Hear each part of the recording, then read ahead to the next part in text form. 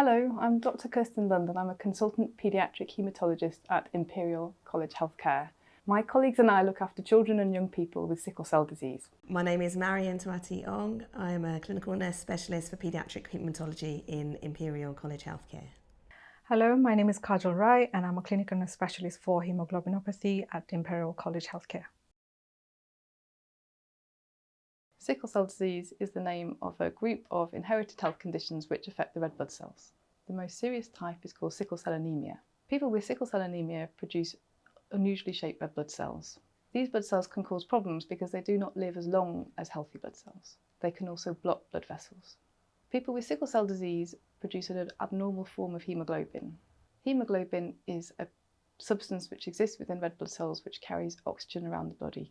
Normal red blood cells are flexible and disc-shaped, but in sickle cell disease they can become rigid and shaped like a crescent. This is because the haemoglobin inside them clumps together.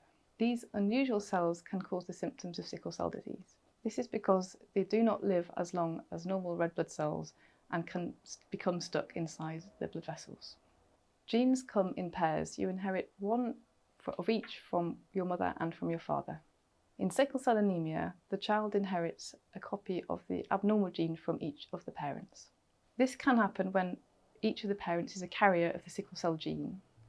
This is also known as having the sickle cell trait. Or it can also happen if one parent has the disease and the other is the carrier of it. In the UK, sickle cell disease is often seen in patients from Africa or the Caribbean. It also exists in other parts of the world as well. A simple blood test will show whether someone is a carrier. This is done routinely in pregnancy or after birth, but can be done at any time. In the UK, we offer screening for sickle cell disease as part of the usual screening test during pregnancy. We also offer testing at birth as part of the heel prick or newborn screening blood test. This test can also pick up other inherited conditions such as cystic fibrosis. If this first test suggests that your baby may have sickle cell disease, then a second test will be carried out. Newborn screening picks up most cases of sickle cell disease, which allows us to support the baby and the family early. However, we can also perform the testing on older children and adults at any time who may have missed out on the early screening. A small proportion of children may have missed out on the early diagnosis if they were born outside of the UK.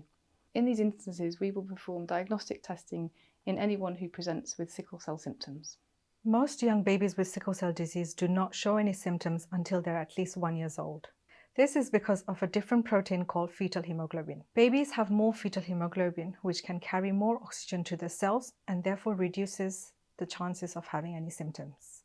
Often children present with sickle cell complications between the ages of 9 and 18 months with what's called dactylitis, where they get swellings of the fingers and toes, which can be very painful.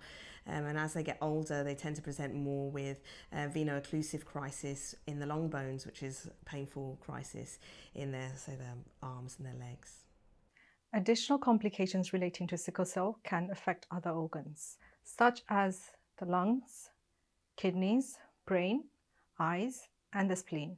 This can sometimes occur acutely or build up over time. Rarely, sickle cell complications can be life-threatening. These include chest crisis and stroke. People with sickle cell disease are vulnerable to infections and illness. This is because of the loss of the protective function of the spleen. It is important to take every precautions to help prevent infection with children with sickle cell disease. Illnesses like cold and flu can be minor to most children, but they can lead to more serious complications such as pneumonia in children with sickle cell disease. Therefore, it's important for children and young people to take penicillin as a preventative antibiotic. They should also be up to date with their childhood immunization and also seasonal vaccinations such as flu. I hope this video has been useful. Thank you for watching.